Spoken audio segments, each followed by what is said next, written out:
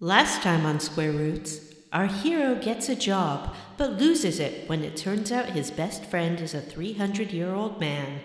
Also, betrayal from within, when Doodah tells Winboo about Tim Tam's location, and the thieves Footy and Mimo plant doubts about Emperor Look, there are 108 characters in this game, and there's no way I'm gonna know all of their names, so I'm just putting that out there now.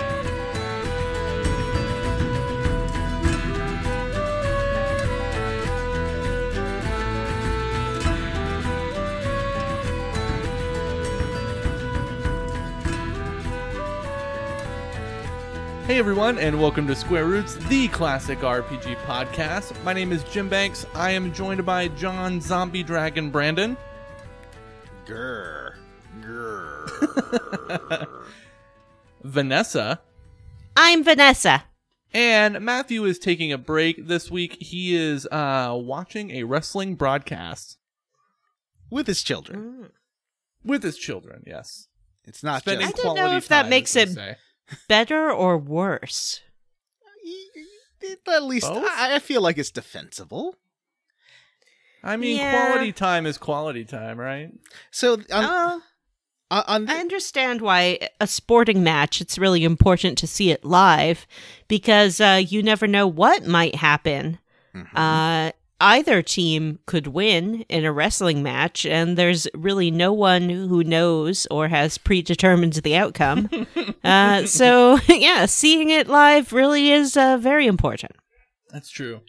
Guys, what do we do here? This is a podcast where we do a thing, and that thing is what? well, we play through a classic RPG, one chunker at a time, like a book club, but for your ears. Like a And- let's play for your mind. Yeah. What are we playing right now? We're on chapter 2 of Suikoden, Suikoden. the classic Konami or Konami role-playing game. And it's As great. chosen by our listeners As chosen by our listeners. after you- a contentious vote. Are you guys enjoying it so far? Yeah, I think it's fun. It definitely got a lot harder, which I wasn't expecting that difficulty curve, but we'll talk about that when we get there. Yeah. So, let's before we talk about the game, let's talk about what we've been doing this past week. Otherwise known as the level up section of our show. Oh boy, Jim. Am you've I gonna go been- first? Yeah. All right. Let's see. So I started reading the new Stephen King book this past week. Oh, everyone's talking about it. Yeah, it's called The Institute. I heard there's a kid who dabs in it. I don't know. I haven't gotten to the scary dabbing part yet. Oh, I'm sorry to spoil it for you. I wasn't thinking. But so far it's good. It's about these kids who get kidnapped and taken to their psychic children, as in every Stephen King story. And there's psychic children who get kidnapped and placed into this institute and tested on, and that's as far as I've gotten. But it's pretty good so far. It's still got that wonky Stephen King dialogue where it's like everybody's talking in weird like turns of phrase or trying to rhyme words or using like, you know, the shitty stupid nicknames and stuff like that. It's really annoying, but you kind of suffer through it. I still really like how he paints a full life for at least, you know, a lot of his characters. Like they usually have a realistic backstory. They're not just all rich jet setters, you know. I always like that about his books, that people are He's relatable. very good at like depicting the blue collar lifestyle, which is something I've always enjoyed too. But like you can tell that like it's like him talking through all of his characters because they're just the weird nicknames that he comes up with, and like the main character of this story is a 12-year-old kid, and granted he's supposed to be like a super smart 12-year-old kid, but he's still talking like a guy who works at a gas station in rural Maine. Right. But so far the book is good. I'm excited to continue reading it. Let's see. John, how have you leveled up? I have leveled up by purchasing another game, which, I probably should stop now for the rest of the year because that's enough games. But I bought a game called Borderlands 3. Oh, it's time. Handsome Jack is back. In Borderlands 3, my favorite Borderlands character and his wacky antics, back again. I haven't finished 2 yet, but I am excited to see the return of Handsome Jack. Tugs on collar. So there are some whole new cast of Vault Dwellers, whole new set of villains. All the powers this time are pretty fun. Like, it was definitely I thought about it for a few minutes. You can get like this lady whose special move is to turn into a big robot and be like super powerful. There's a siren who's got all sorts of different siren abilities, like freezing people in place or doing a sonic blast. And she's got stacking abilities. There's a guy who has pets, and you can upgrade the pets with a bunch of different weapons, and that's really fun. And there's another guy who has like a doppelganger he can project out, and he's like a stealthy, sneaky one. And so I've been playing a lot of that, and it is quite fun. Looks nice. Even on PS4. I didn't get on PC because way more people I know play on PS4 than PC.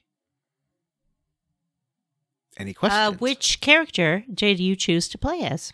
I chose to play as Amara, the Siren. I always like the Sirens because they're like deep. The lore of the game is about these Siren women. I think there's only a handful of them in the universe, and they are only 6 at a time. Yeah, and they're super powerful, and so it's interesting to see another one. And she's a bit thicker than the previous ones. The previous ones were very slender women, and she is much more like a athlete. She's very solidly built.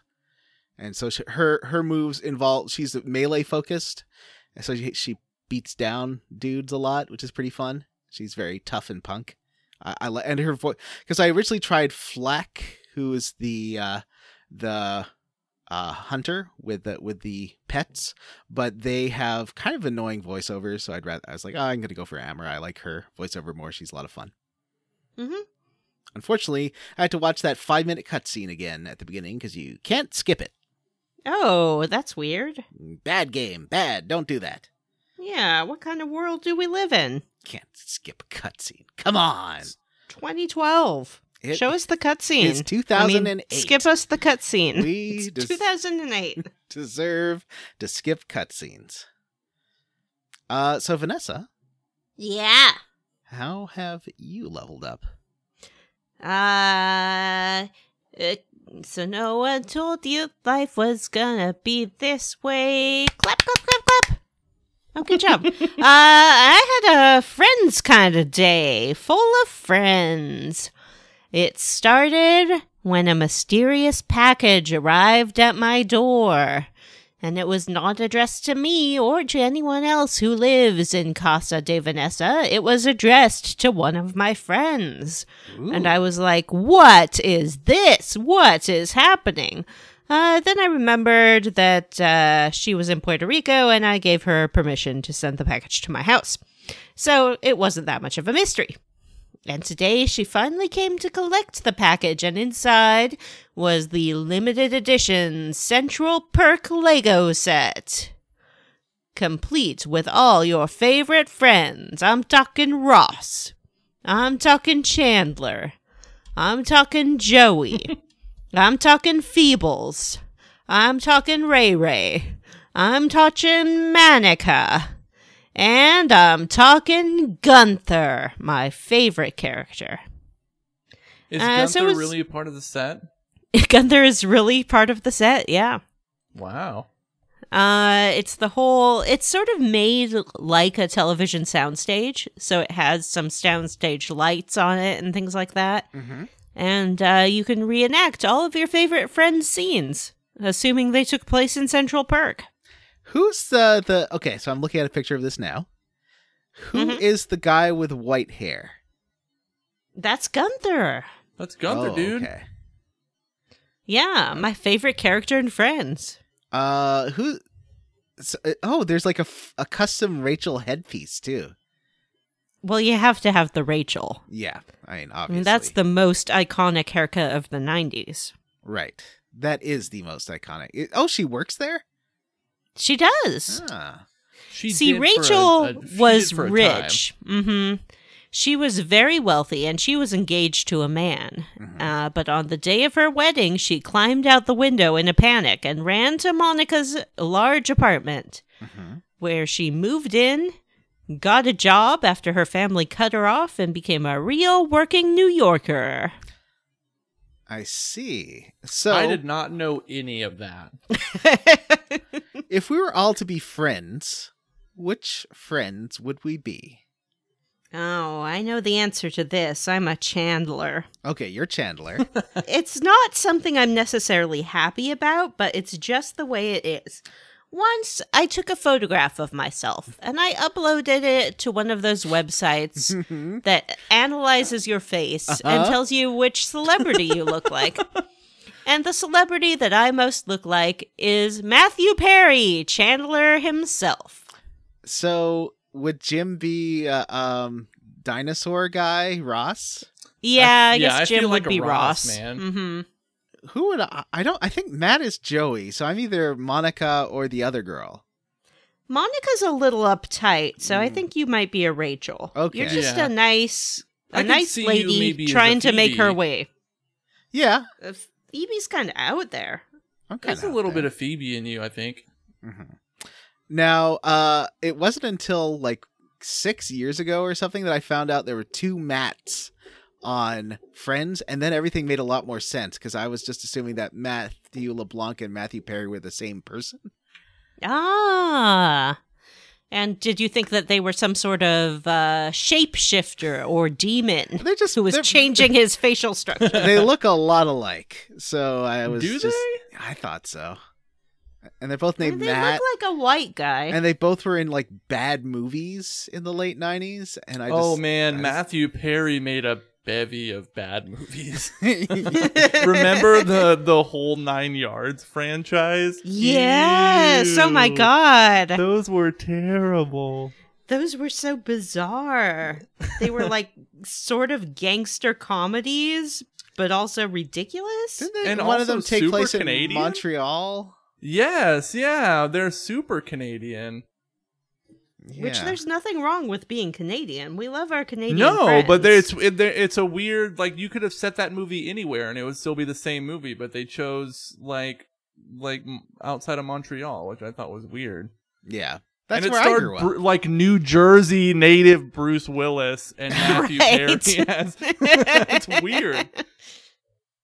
There's not enough movies set in Montreal, I feel like. I agree with you. There's if you ever see the movie Turbo Kid, that was filmed right where I grew up, and I always like to, when I was a teenager, like walking my dog, I like to imagine I was in the post-apocalypse, and it really, because it looks like it's all abandoned industrial buildings, and reminds me, it reminds me a lot of my childhood daydreams, which is pretty cool. Turbo Kid was the one with Michael, or is it Michael Ironsides?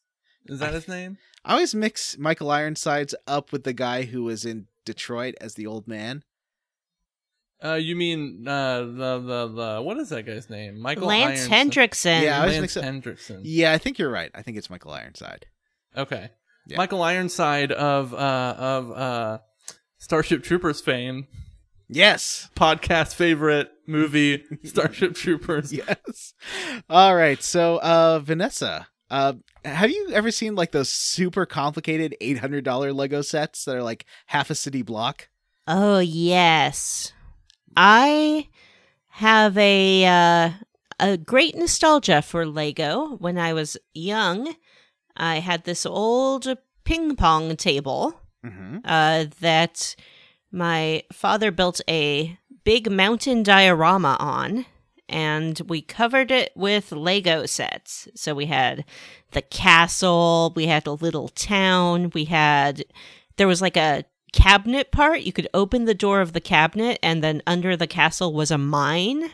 And we took some Tom's toothpaste, which at the time had like a metal squeeze tube. And if you cut it open, it was golden inside and made gold ore deposits. Oh, wow. We had the Foreign Legion fort, and we made a sort of a tabletop game with it, with some pieces of leather to represent character movement. And then had a whole like dice set for rolling the dice. And I would always be the pirate queen. I took the lady figurehead off the pirate ship and turned her into the captain. And made the figurehead a man. And he would be the defending nobles in the castle. And I would conquer the castle with my pirate army. Oh, and we had like a Forest of Nottingham kind of Robin Hood people. It was fantastic. I wish I'd kept those sets, but I just had nowhere for them, and so I sold them. The end. That's rad. Oh, you sold a piece of your childhood. Yeah, I did. I didn't need it anymore. I'm an adult. Aww. Now I only have adult things like video games. Like Suikoden. Like Suikoden. That is one hell of a transition to Suikoden. Yeah, let's get into this chunker, guys. Let's do it. A lot do it. happens. So much happens. Yeah, actually, a lot happens, I would say. It is plot filled. The first real boss of the game happens in this chunker. We make new friends, we lose new friends. Oh no. Spoilers. Spoilers. Okay, let's Jim, do you want me to read it, or do you want to read it? No, go ahead. Where did we leave off last time? Last time we were running in the rain out of Gregminster because Ted had been attacked and seized by the troops, and he gave himself up so that we could escape. But he gave the Soul Eater rune away to us and is now embedded in Vampire's hand. Sorry, Right. Todd's hand. Todd. And, yeah, so we're told to make our way to Lennon Camp. Which is a very oddly designed city with it has like high banks with shops on it, and then a lower street with a big inn. An inn. Yeah. So you get to the inn, and you say that you're waiting for someone, and they give you a special room. Unfortunately, you're waiting for Victor, and he doesn't seem to be showing up, and Imperials arrive, searching for lost fugitives. And that's us! We're planning to either attack or escape, when at the very last second, Victor pushes aside a clock in a very Final Fantasy VI manner, and invites us downstairs. Oh. Yeah, and they put out the poor innkeeper lady. Sad. Well, by the way, she's a character. That wasn't Marie. Marie was in the last one. Was that her? Marie was in the Gregminster one. She's the one. Was she? Yeah. Yeah, she had to run away because they accused her of collaborating. Oh, right. Ignore me. I will. What else is new? Oh, boy. So we head downstairs and are introduced to the secret rebel base, which is under the inn. Ooh, it's in the sewer. A very spacious sewer with large boardrooms. Yeah, there's lots of convenient meeting spaces here. And so you get to meet the head of what they call the Liberation Army, and we've been calling the Rebel Army. Her name is Odessa Silverberg. She's got long brown hair. She is a noted warrior who is still like level 4 when you meet her. She's level 7, I think, and the rest of my characters are like level 12. Yeah. But she is the great famed warrior. And level isn't important. She's a strong, independent woman. It's true. And she's sort of surprised to see the son of one of the Imperial Army generals there. But she the hot, attractive son of the famous general. Yes, with the eyes that everyone is talking about. Yeah, the magnetic eyes that just put everyone at ease. But no one seems to be like... She's not that into you. She seems into Flick, who is her second in command. She does have a thing for Flick, yeah. There's definitely a bit of flirting going on there. Flick is a scrappy, thiefy type dude who's there. There's also Sanchez, who is, I don't know, just a weird guy. And there's another guy whose name I couldn't find. I was like going through the list of all the characters in that scene, and I can't remember. There's like a quiet man, which is Sanchez, I think. There's Flick, and there's Victor, and then there's the other guy. Yeah, the other guy's the one I can't remember. So you basically get the option of helping out, where you sort of realize the error of your ways and have, because Victor's helped you, you realize that maybe the rebels aren't so bad. And because of our, what would you call that?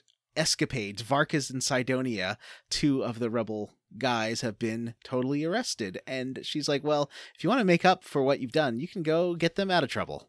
And I said no. Oh. Because I'm no traitor. I'm a soldier of the king's army, gosh David. Did it go to a quick game over? No, she said, well, come back if you change your mind. So then I wandered around looking for something else to do. And I realized that the game was not going to advance at all if I went down this path. And so I returned, my mind having been changed. By necessity. Mm-hmm. So you decide to, go rescue those guys who are out in Rockland. Back in Grady's Manor, if you remember, where the children were being kicked. Yeah. So you run back there, and Victor's got a clever scheme for us to get inside the mansion. And it rhymes with Blarson. Yes. The fire effects are so bad, and I love it. They're just these, like, 2-frame sprites that they overlay on part of the map. Yeah. And everyone's freaking out, giving you a chance to dive in there and rescue your buddies. Well, they aren't your buddies. Your enemies, I guess. Former enemies. And so you have to mow through about 30 guards, and then you get out to them where they have been, strung up on crosses? Yeah, they're tied to poles. Yee. It's really not a good scene. Mm-mm. You let Varkas down, and then you go to let Sidonia down, and he's just like, ninja magic! And just gets down himself. His reasoning for this makes no fucking sense. Because he said, they're like, you could have gotten out of that the whole time. And he says, yeah, but why would I want to escape alone? You wouldn't have to if you got down and then untied the other guy. Yeah. Then you could have escaped together. Well, he wanted to wait with his bestie. But they were in pain.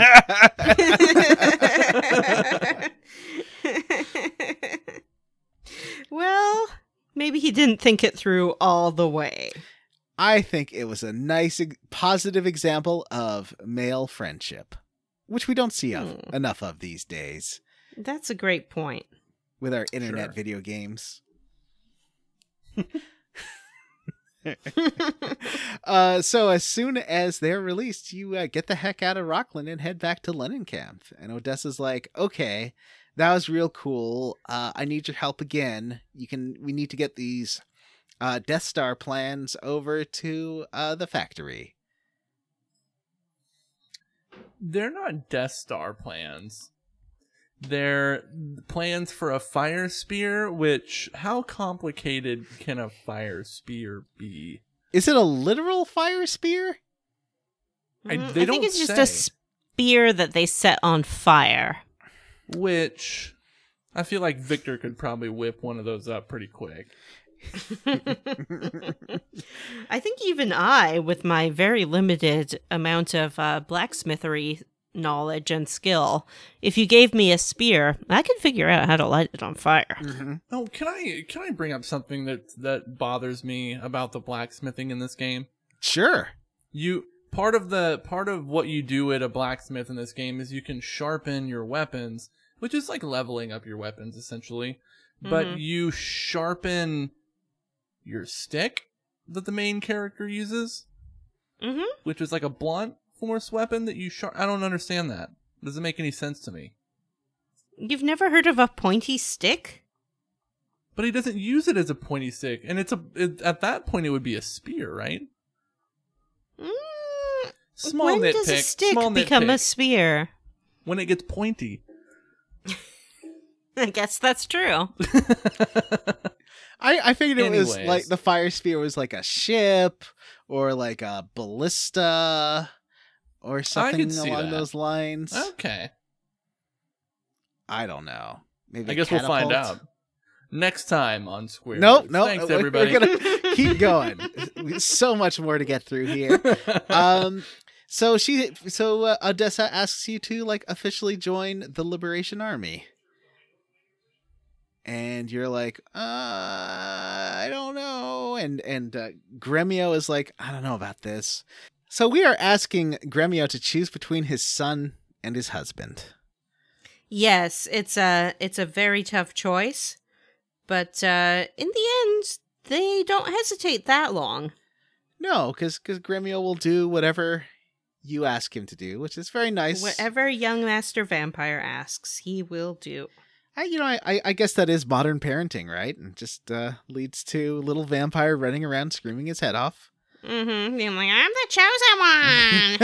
I'm the king of the Liberation Army. I don't think there hasn't been any chosen one talk in this game, and I'm pretty sure there isn't, which is something I like about this game. Yes, it's very unusual not to be burdened with that kind of talk. It's still got like the hereditary line of leadership kind of stuff, but it doesn't have there's an ancient prophecy and you're saving the whole world thing. Right. There's a little bit of groundedness to the characters and situations of Suikoden that makes it a little bit different than most JRPGs. Yeah, which is nice. It definitely feels a little bit more adult and real, like a fleshed out world than some of the games we've played. For sure. I don't think anyone's going to take us up to a satellite at the end of this game, for instance. So you say, at least I said yes. I don't know about Vanessa. She tends to be disagreeable in these things. And I know there's a choice coming up in, I think maybe not the next episode, the one after, where if you're still playing like an obstinate jerk, you will get someone killed. Oh no. Forever. Oh no. Stakes. There are stakes to these later on. Hey. Just a heads up, Vanessa. I didn't sign up for steaks. Delicious steaks. Mm. So Jim, actually Vanessa first, did you say yes to joining the Liberation Army? Yeah, at this point I figured I didn't really have a choice, and they were like, you've seen the Empire soldiers kicking children. And I'm like, yeah, I guess I did. They're like, you can't turn your back on these children being kicked. And I was like, I guess I can't. So I joined up. And plus, Odessa seems pretty fun. She seems like a cool lady. She does. And I like that there is no romance between you two. She's got... Or is Well, there? there's not really time for it. Spoiler alert. Wow. I said yes too because you already have Gremio doing the wet blanket thing in these scenes. Well, Gremio's going to betray his husband, which is a big deal. It is. Yeah. So we press on, going to bring the Death Star plans to Saradi, but we have to go through Mount Tiger Wolf first. which is a Which video is game mountain. That is a sweet name for a mountain. It's like, is it a tiger? Is it a wolf? Is it both? Yeah, I mean, it's... Which is it? You might as well name it like Mount Shark Bear.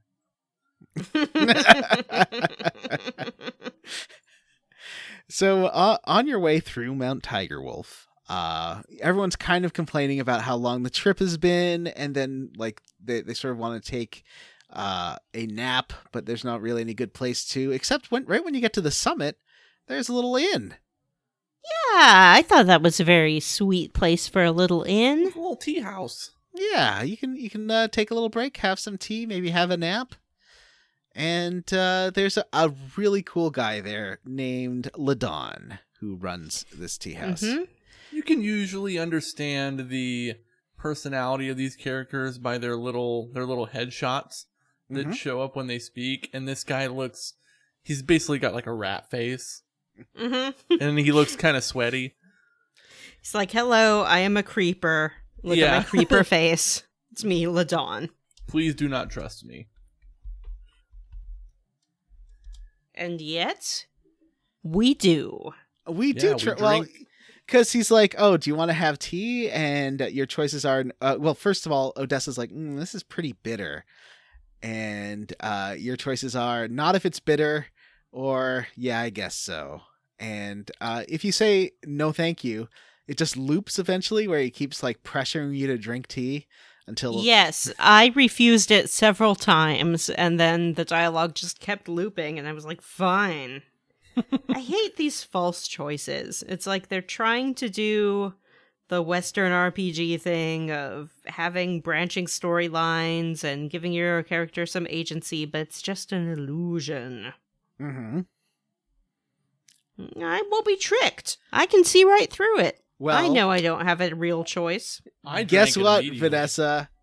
What? You're poisoned because you got suckered. No! Sucker! I didn't understand the implications of this poisoning. Were your characters going to die? I don't know. I mean, it does venture into like creepy territory because his buddy shows up, Kessler, who I guess is like his boss. They're robbing people that pass through the mountains. And you're all like, the sprite work here is pretty fun. All your characters are passed out in different positions around the table. I think it's Odessa that's like draped over the table. Uh-huh. That's pretty good. And Kessler's boss is like, there's a good looking woman in this lot too.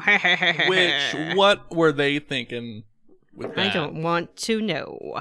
Yeah, except that he Yikes. sees her face and is like, oh shit. He's like, you're gonna get your head cut off, is what he says. He recognizes the leader of the Liberation Army immediately, and then orders Ladon to not, I guess he was gonna rob and murder these people?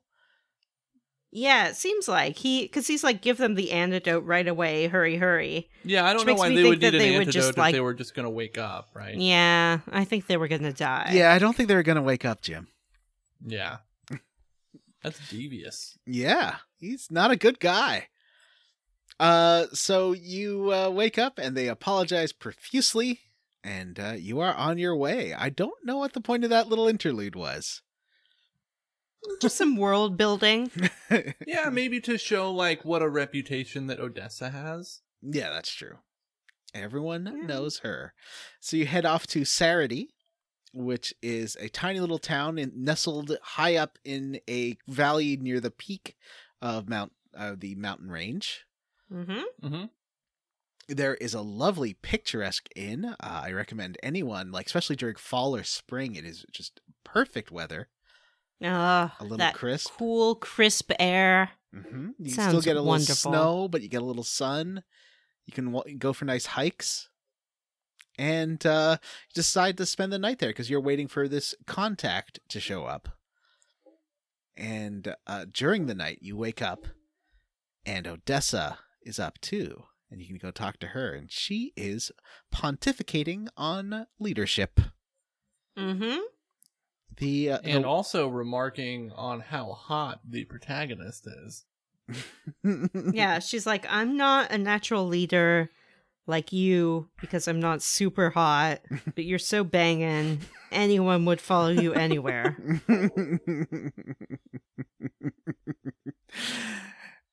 Why does everyone like the main character so much? I guess he's just super hot. I don't know. Yeah. And she's a little bit she has some doubts about being the warrior that everyone thinks she is, and about being the leader that everyone imagines her to be, as if she is almost legendary at this point. But her thoughts are interrupted by the radicalest ninja ever, Kage. Mm-hmm. Yeah, this guy looks super cool. He's like, what's up? Ninja time. He just throws some ninja stars out there.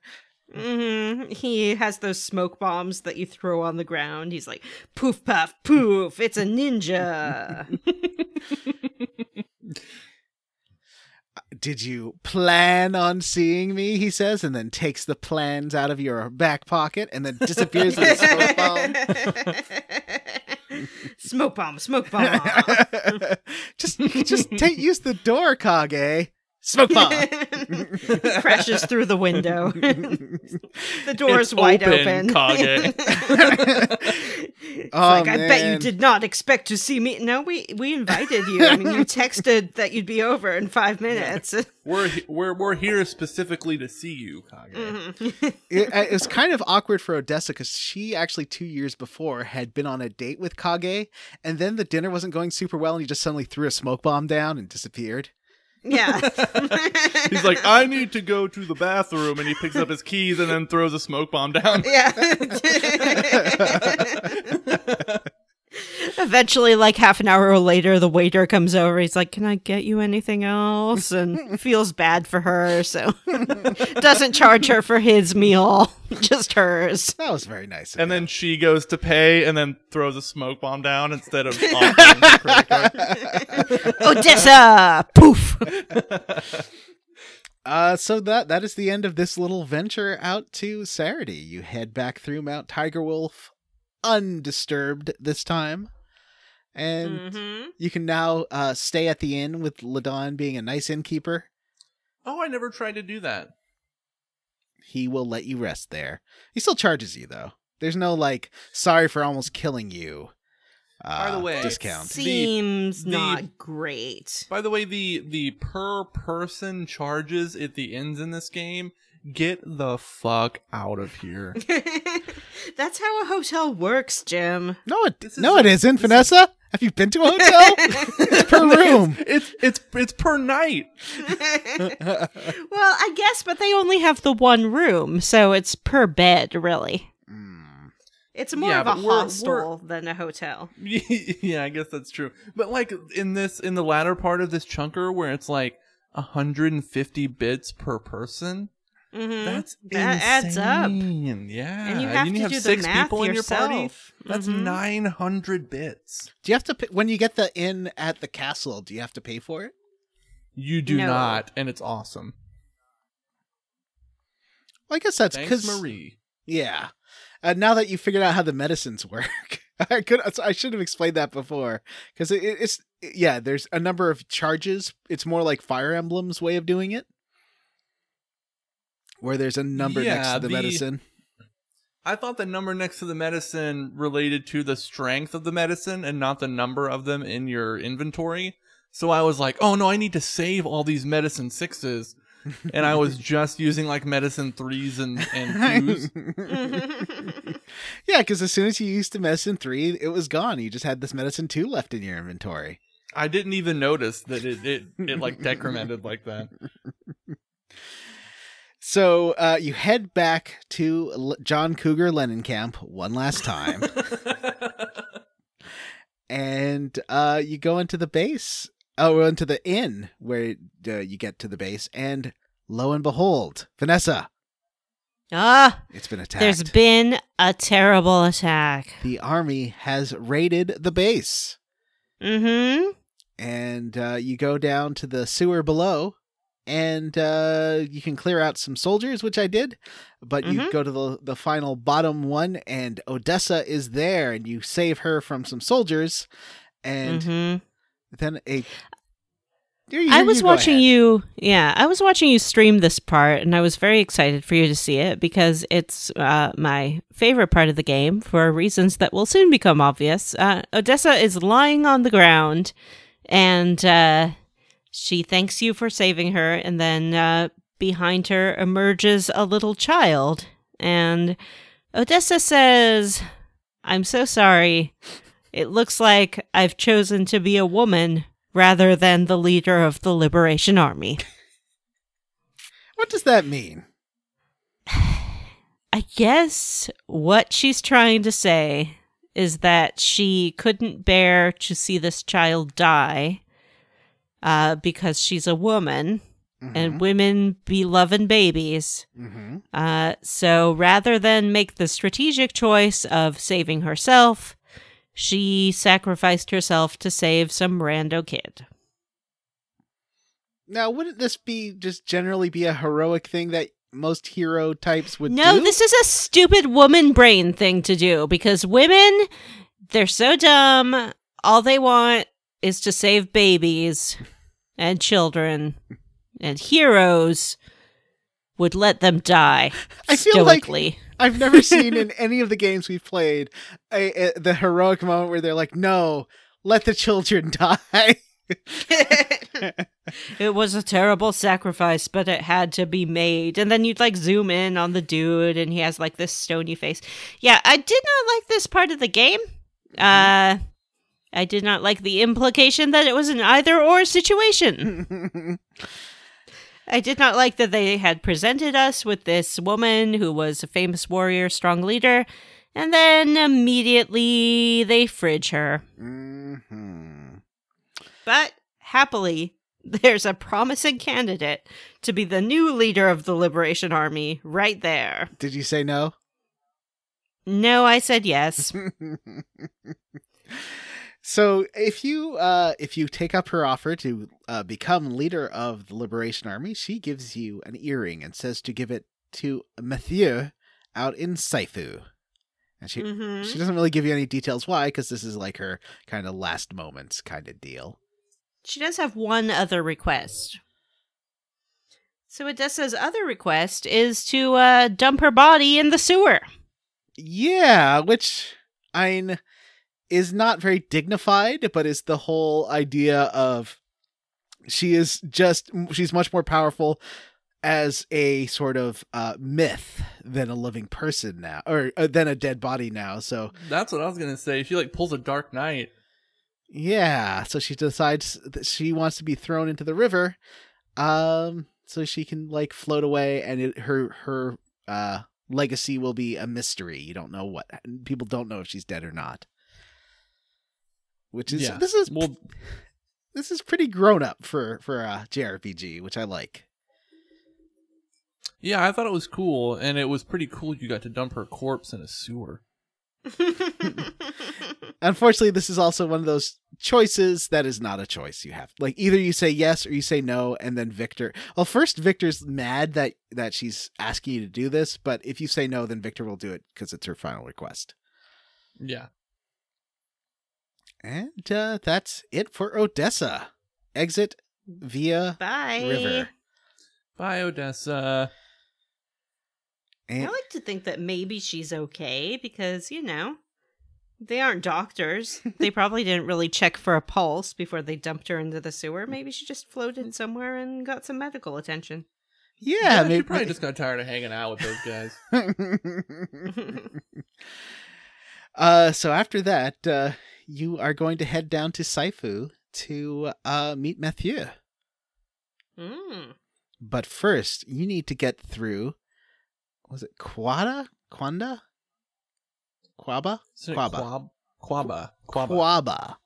Which is the fort checkpoint between, I guess, like dividing this section of the world. Mm-hmm.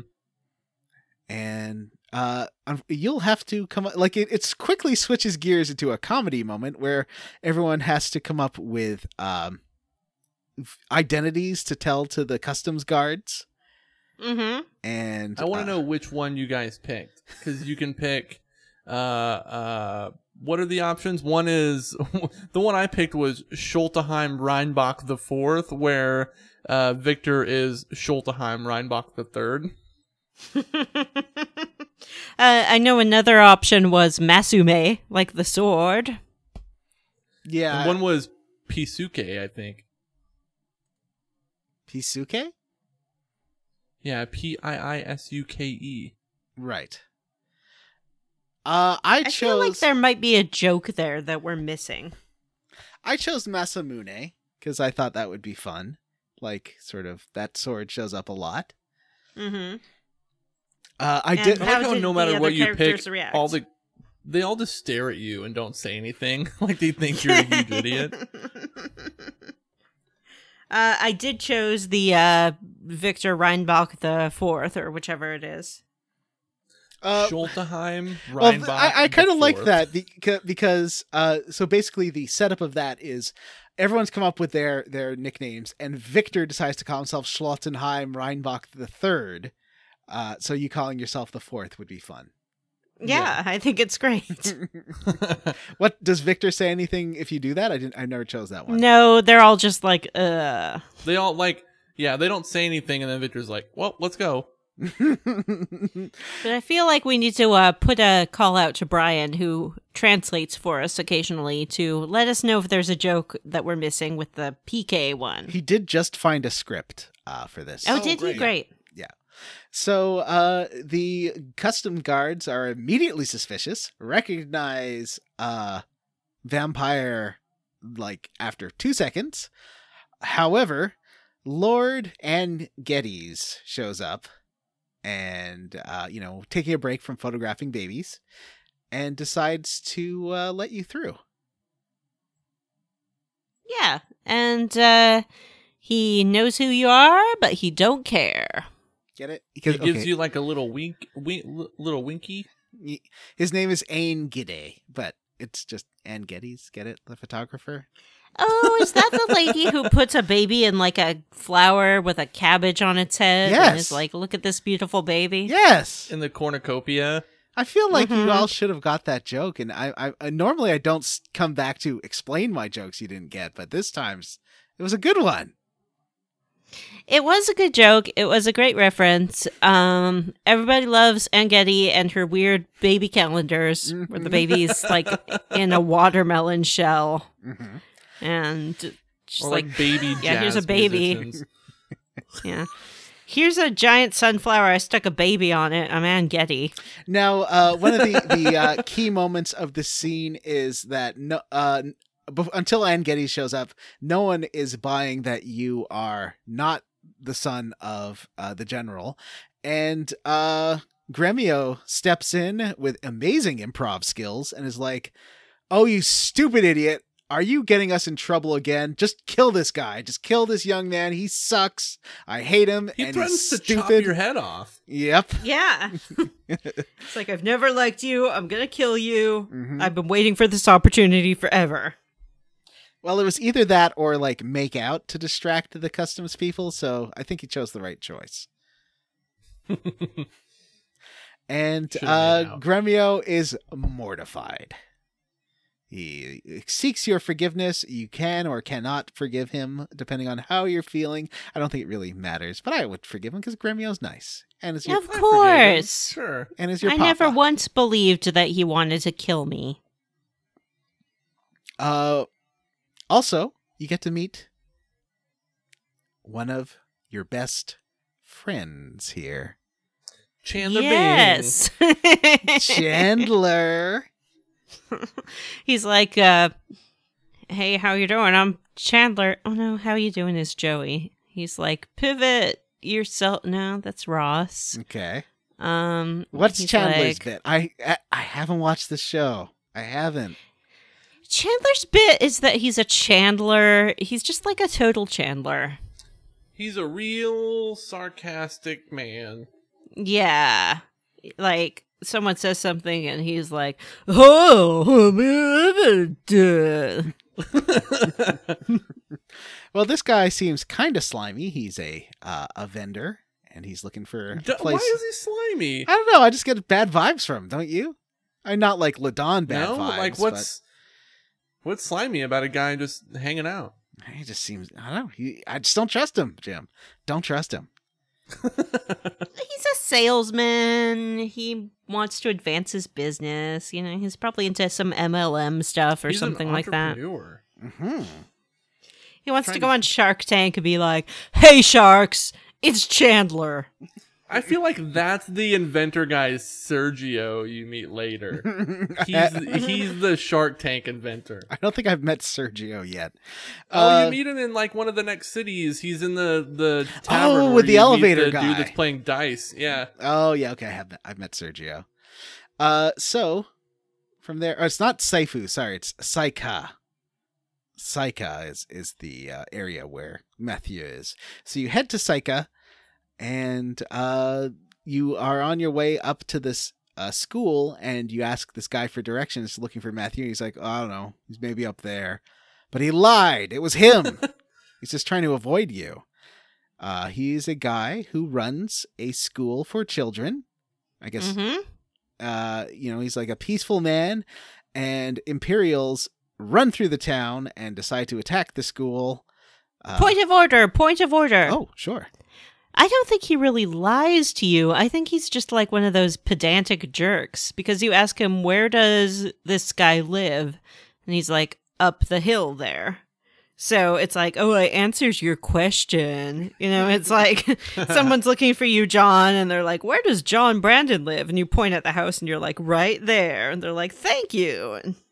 And then they come back and they're like, you fool, you're John Brandon. You're like, well, you didn't ask me if I was John Brandon. You asked me where does he live? You know, and I told you. We should have all figured out that it was Matthew because he had a portrait. If he didn't have a portrait, then who knows? But the portrait's just a big giveaway. Mm-hmm. So the Imperials run through and decide to attack folks at the school, and you can help out or you can just see what happens. What do you do? And what did you do? I helped out because they're attacking the kitty kids. I helped out too. Me too. But he wasn't very happy about it. He's just like, all this death in front of the children. We're just like beheading and disemboweling people. Terrible. We just like imagine cutting the guts out of all these dudes in front of the kids, and the kids are all just like horrified, staring. Yeah, they're all traumatized. They're going to be Walter from What Remains of Edith Finch now. Oh no.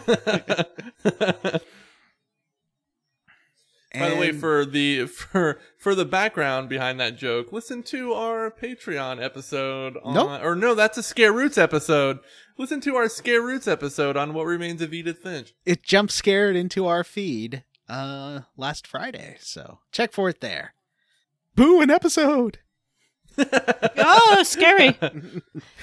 So he's real not happy about being helped, and let's see. Oh, it's you can either call yourself survivors of the rebel army, or just some good guys passing by before you fight them. Mm-hmm. I said, I'm just a good guy passing by. And then we destroyed them. And then Matthew, you go to give the earring to Matthew, and he's like, "Nah, yeah, don't want it, not interested. This sucks. That girl sucked. I never liked her anyway. She was just my stupid sister." Mm-hmm. And yeah, he says that he was a doctor in the army, right?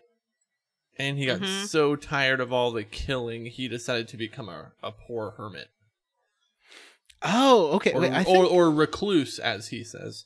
So I thought Odessa asked you to become the leader, but it's him who asks you to become the leader? I think I misspoke. I think it is him who's like, okay, how about you lead the army then? Oh yeah, he's like, this earring is for the leader, and I want to give it to you because you have beautiful eyes.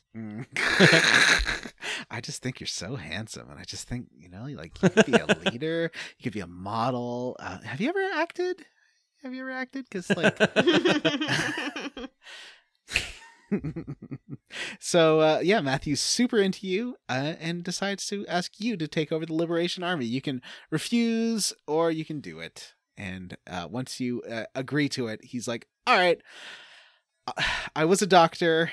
I am a doctor and a teacher. I was a brilliant tactician, but I don't want to kill people anymore.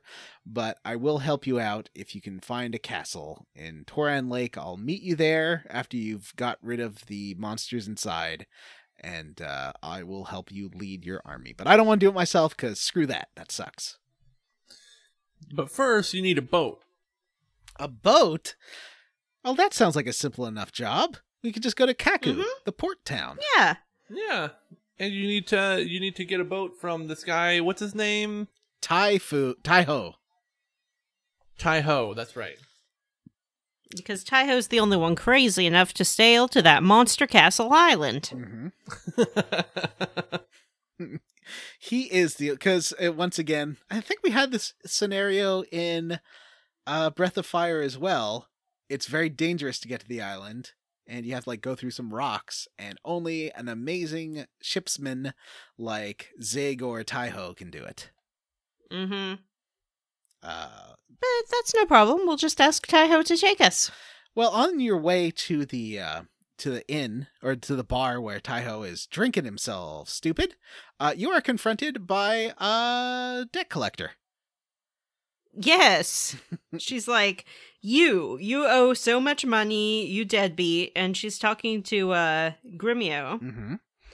And he's like, I would never. What are you talking about? I always pay my debts. But turns out going on the lamb closed every tab that Gremio had in town. And he had quite a lot of them. He forgot to pay up for the big dinner, the going away dinner that he had for Mr. His husband there, General, what's his name? Tio? Yeah. General Tio. And she's like, well, too bad. You got to pay up. I guess it's been, the timeline's a bit weird. It's been a couple of months since you left Gregminster, according to that. It doesn't seem like it. It seems like a day. I guess there's a lot of traveling. And he's like, well, I can't pay you. I don't have it with me, but we're about to go get a lot of money at a castle. And if you want to join us, we can totally pay you then. And she's like, okay, I'm not doing anything. Yeah. Got nothing better to do. Sure, why not? So she joins up. I really like Camille. I think she's my favorite character so far. She's a great character. And from there, you now get to the bar where Shipsman Taiho is, as well as Sergio, the elevator salesman inventor man, and Yam Ku. Yeah, Sergio's invented an elevator, and he will not shut up about it. I mean, if you invented the elevator, wouldn't you not shut up about it? Yeah, and he's like, nobody understands how great the elevator is. Look, I invented an elevator. It's super cool. It's got counterweights, and it goes up and down floors, and it's super cool. Why can't you all see that? And what you need to do now is talk to Taiho. And Taiho is like, sure, I will totally go to the castle. But all you need to do is win money from me. If you can beat me in a game of dice, then I will let you go. He says you have to put all your money on the line. So I, being very clever, decided to go and buy a whole bunch of stuff and get my weapons all sharpened up. So I had very little money because I assumed he'd take it all. And I thought I'd pulled one over on him. Turns out I had not. No, he just takes 1,000, what are they called? Bits? 1,000 bits? Yeah. So it's not all your money. And I lost about 15 times in a row in this stupid game.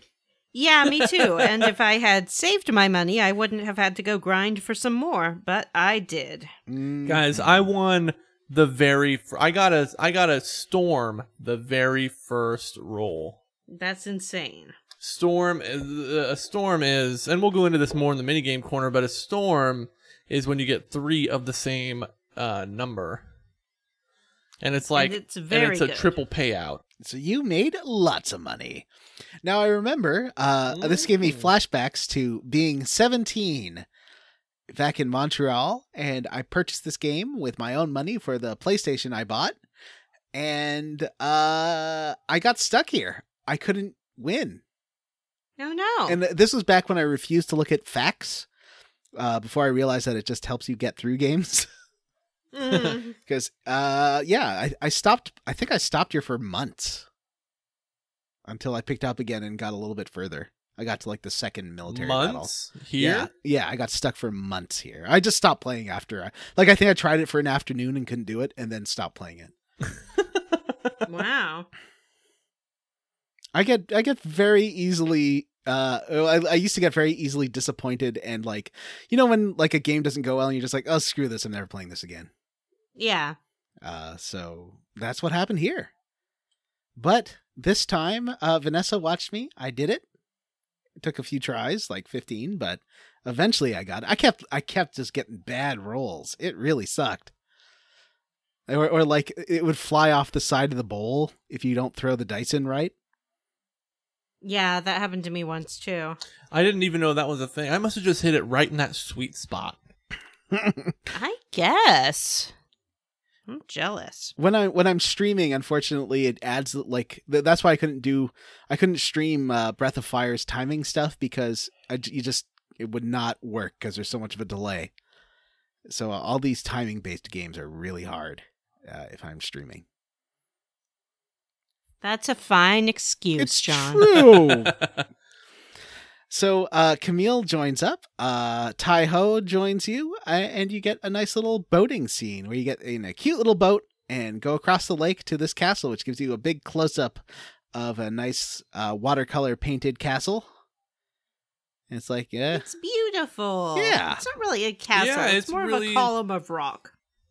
It is. It's a big like rock cylinder. It would, I think, until the dawn of heavy artillery or like explosives, this would have been a pretty much easily defensible, impenetrable castle, because it's in the water. It is a natural rock face with a cave inside, very easily defended. I think the not very conveniently located, but also it would have been very easy to like cut off from everything. Oh yeah, you just you can blockade the shit out of this castle, and everybody inside dies of starvation. I think didn't that happen in one of the Games of Thrones books, where it's like an island castle like this. I feel like it did. Oh, I don't know. Yeah, I think the second book had something like this. So it's a good location. There's only one problem with this castle. It's been abandoned for centuries. It's full of monsters. Yeah, there's some unfortunate boulders, and it's full of monsters right now. Oh, no. By the way, we didn't talk about this, but when you cross through that fortress gate, the game takes a pretty heavy difficulty spike. Well, one thing I do like is that it discourages grinding, because basically, as soon as you beat the new set of enemies, you gain like 5 levels. And then you don't really need to level up anymore. Like, you can level up maybe 1 or 2 levels more, and that's it. Yeah, the regular enemies don't give you that much experience. They give you a lot of bits. They'll give you a lot of experience when you're underleveled. And they'll get you up to where you need to be. But after that, there's like, this game's kind of, it disincentives. How would you say that word, Vanessa? Disincentivizes. It disincentivizes grinding, because you get so little XP after you've hit the right level. That's true. And also, but I found myself grinding for bits more than I found myself grinding for experience. Yeah. Because I like to make sure that all my characters had at least like one piece of the newest best armor. And I would like to make sure that every time I reached a new town that had a blacksmith, I sharpened all their weapons. So like before I went to the castle, I had to grind for like 20,000 bits so that I could sharpen everybody's weapons and get everybody like the brass armor or whatever, or the shoulder pads, and make sure that they were all decked out. Sweet shoulder pads. She's got like those 80s shoulder pads. Yes, the sweet 80s power pads. So inside, yeah, the enemies are quite a bit tougher here. But you do like one thing that you'll be getting so many new party members. Like this game has dozens of them that you can level them up really fast by killing 1 or 2 random encounters. And I like that a lot. Yeah, that is nice. So you head through, and towards the bottom of this castle is a dragon. A zombie dragon that makes the elephant sounds. It was too scary. And yeah, it's very weak against, if you have Cleo with fire magic, which I recommend, it's pretty weak against that, and it's weak against Victor's clone rune, which you can find, which does a lot of damage, but then makes him incapacitated. He can't attack for 1 turn. He can heal for 1 turn, yeah. So it doubles his damage is how that works. Oh, interesting. Yeah. Then is there any point to it if it just doubles your damage? It does. It doubles your damage for that turn and then knocks you out for a turn. So that's really not super useful.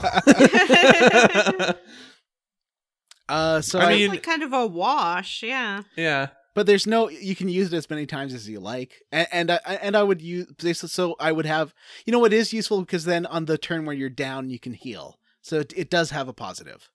Yes, you can defend and use an item. Yeah.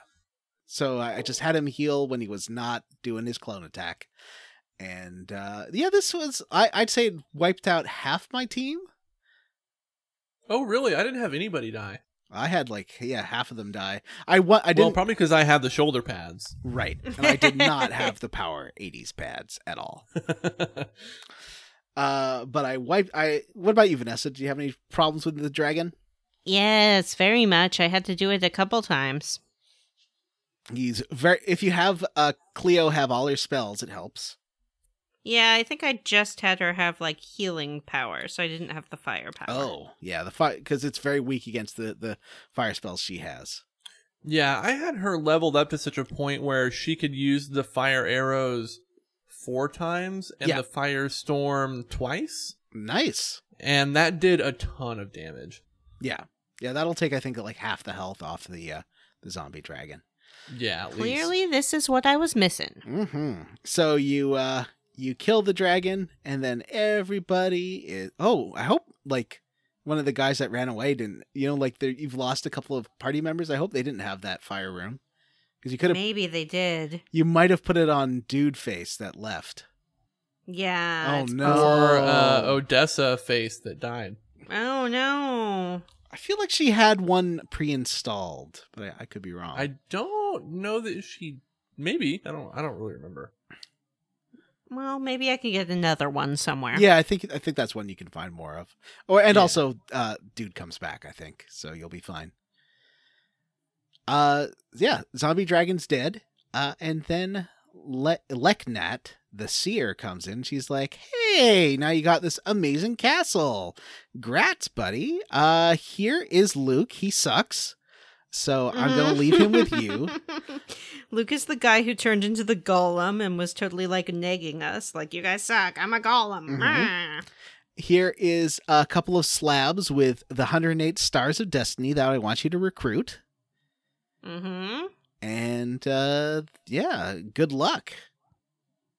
And now you get a base, which is the principal mechanic of this game, is populating the base with the 108 stars you can find, which I love this mechanic. I just think it's super fun. It's pretty Me cute. too. I had a lot of fun going back to places that I'd already been, just like the last few towns and recruiting people. Because if you go and talk to the elevator guy, he will join and install an elevator in your castle. If you go find Marie, she will open an inn. If you go find another guy, he'll be a blacksmith. If you go talk to another guy, he'll open a bathhouse in your castle, and you can go have your characters take a bath. Hot. And actually, those antiques that you find, you can decorate the bathhouse with your antiques. Ooh. And like the peeing boy statue, you can put in the corner of the bathhouse, and it will piss on Gremio's head. That is the dream. That's a But complicated you can also statue. sell those antiques for a lot of money. Yeah, I think the I'd rather peeing have boy them. statue is worth 16,000 bits. But I think it's worth more in my lovely bathhouse. You Peeing on can't put a Gremio. Yeah, and price on and, peeing like, I on guess, Gremio's like, head.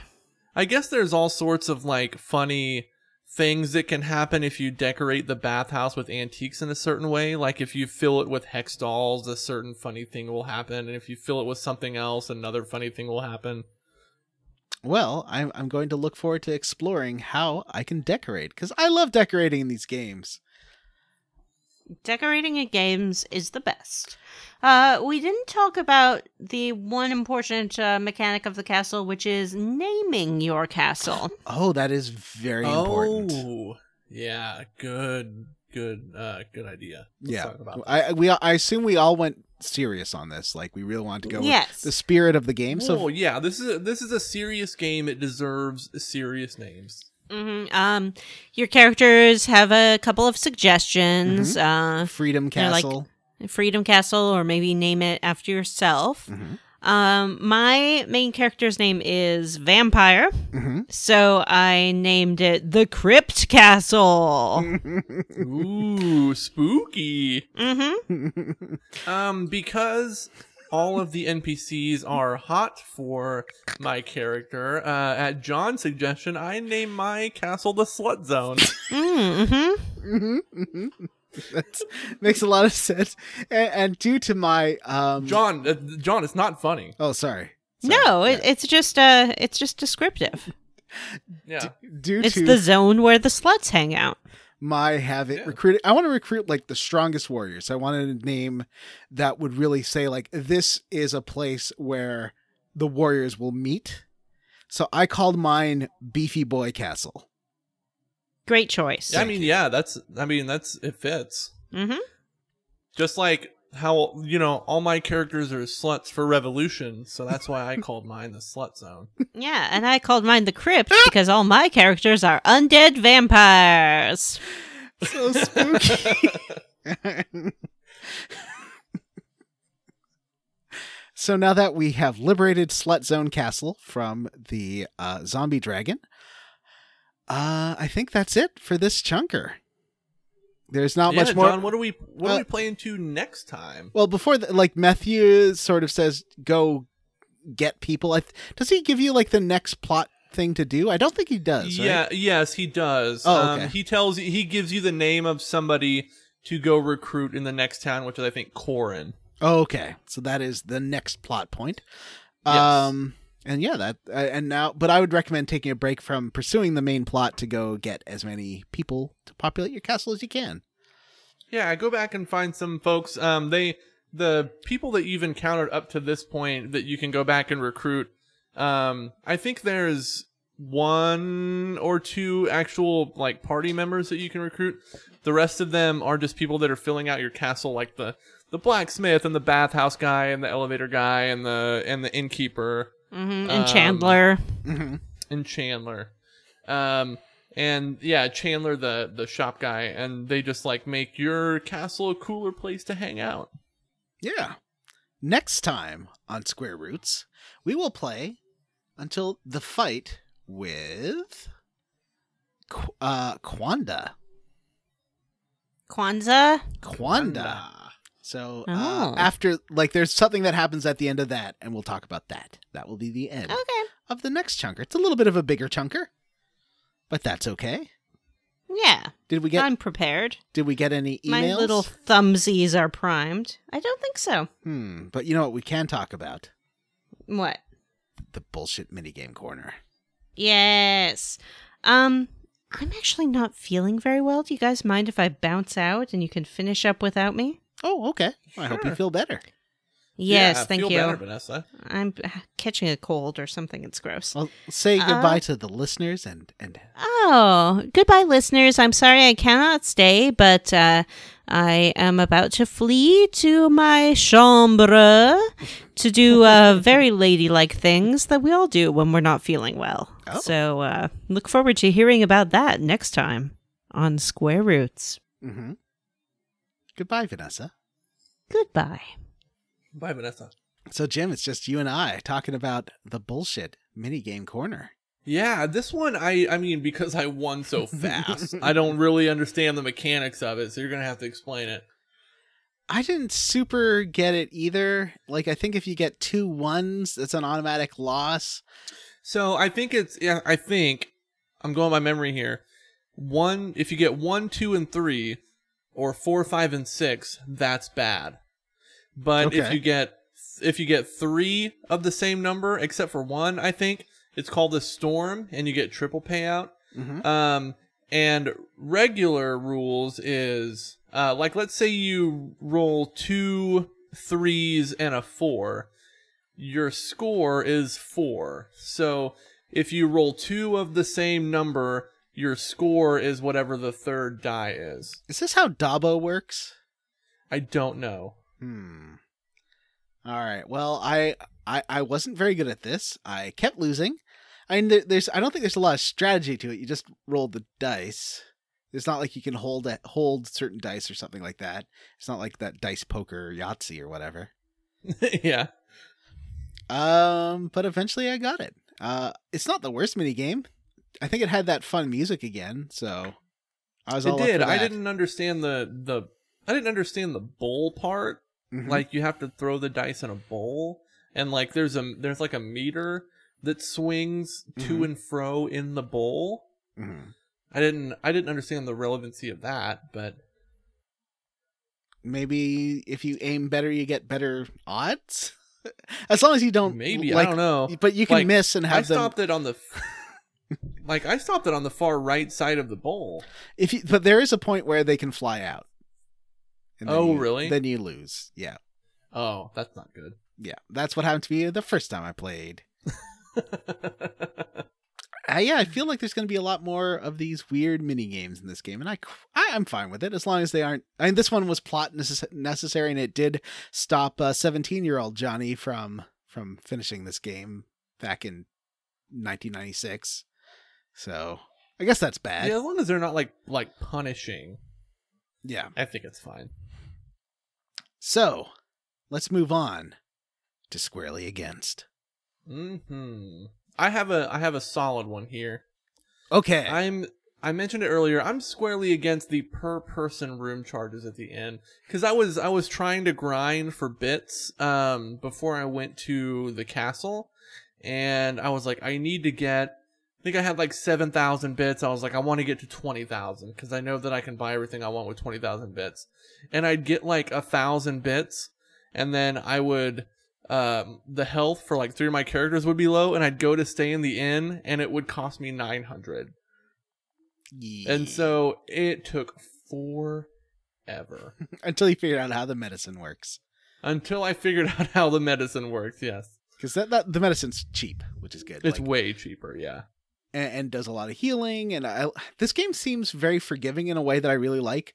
Like, you always have enough health things. It's never really... The only annoying thing is that it works like Dungeons and Dragons with the spells, where you get a certain amount of spell slots, sort of. Mm-hmm. And you just have to rest it in to recharge those, but just save your spells for bosses and you'll be fine. Yeah, and the free will function, unless like you're up against some really tough enemies, or you have a character that's out of commission, is usually enough to defeat, in a few turns, any enemy that you encounter in the field. I am roundly for the Quaba sequence. I thought that was a fun... Breath of Fire 3 once again had an identical scene. If you remember, I don't know if you played it that far, where the one Bowser-looking character claims that the beautiful princess is his daughter. It was pretty identical. Oh, no, I don't think I remember. Oh, yeah. And it was a fun scene though. Like, and I like how like the game has like these little bursts of silliness to it.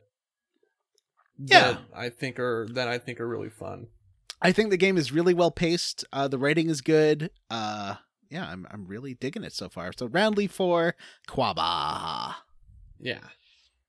And next, let's see, what's next? Next is there are no emails this week. Well, boo. So next we have the mention of our Patreon. So as part of the ending of our show, we always read out the names of our patrons. Wait, hang on before that. Oh yeah. For $3, $3 a month, you get access to a couple of dozen bonus episodes. We've got episodes about like Detroit Become Human. We're gonna do Crystallis this month. We've got tons of weird old or level ups and things. There's a lot of fun episodes in our backlog. Us talking about Dragon Age Awakenings. Is that right? Mm-hmm. Yeah, Dragon Age Awakenings. Yes. Yeah. And yeah, lots for you to enjoy. That's for $3 a month. For $5, you can vote a couple of times a year. We'll throw up votes for this was a Patreon choice, and we'll throw up votes for some other fun stuff too. And yeah, it just helps support our show. And thank you very much for the. I'm really, really amazed by the amount of support the show is getting. So thank you very much. Yeah, and if you'd like to subscribe to the Patreon and listen to all those sweet bonus eps and vote on our games, you can do so at patreon.com/squarerootspodcast.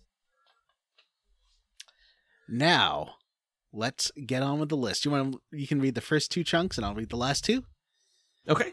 Let's kick it off. We have Alex Dullard, Zachary Davis, Wash in the Wind, Moose the Chick You Star, Joseph Breegirth, Matt Jorgensen, Wonder Swan, Michael Crawford, Eric Garb, PJ Enns, Patrick W. Bears, Benjamin Avner, Gregory, Sean Gonzalez, Just Jerry, G. Bailey, Brian Pitt, Stephen Kroc, Rolled Earth, Paul Birsch, Ashley T., John Kissick, T. Bumpkins.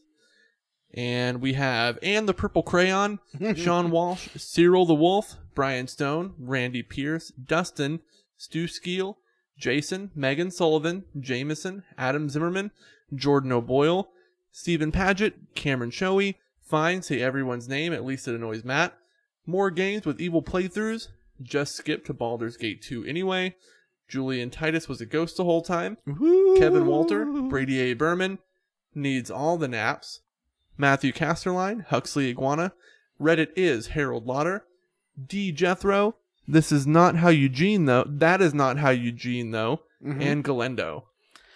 We also have to thank Golden Deer Professor, Jonathan Ellsworth, Vanessa's mom, Vanessa's fourth mom, Chris Penyak, Carson Clark, James Hostetler is feeling A-OK, David Green, Robert T., Kiva Moser, Ward Childress, Dr. Steve Stone, Corroded Commodabode, Ron, Devin Sloan, David Shook, Mary Queen of Scoffs, Vanessa's mom, Jonathan Lee, George Brady, Cake Ninja, Samu Mitchell, Race Jenkins, Jimmy, the Misadventures of Futch and Black, Kevin Shipley, KGG Loth, Knopford, I Am the Best Peoplemon Meister the World Has Ever Seen, Miguel Torres, Ross Hartley, Andy M, Jared Collins, Label Sec, the Andy Best, the 109th star is under the truck near the SS Anne, Julia Zanella, Exocomp, Aaron Bachman, Florian Jonas Kramer, Tracy Tanoff, Justin Ham,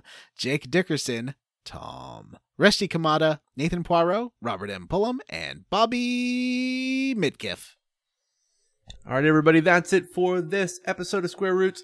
If you've got something on your mind and you'd like us to discuss it on the air, you can send us an email. We are at squarerootspodcast@gmail.com.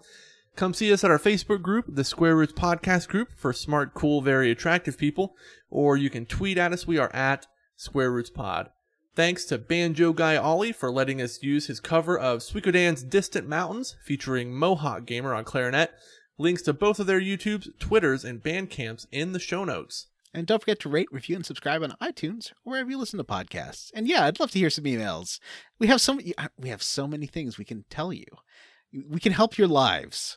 We can. We are insightful. We are full of wisdom. We are ready to help you improve your life. We are licensed sex therapists. Well, I guess, are we legally not allowed to say that? Maybe we aren't. We're unlicensed sex therapists.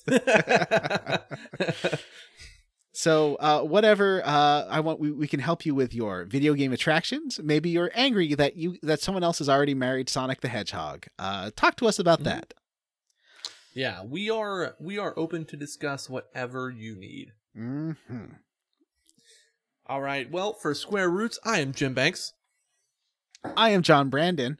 I'm Matthew Van Sant. I'm Vanessa. Bye.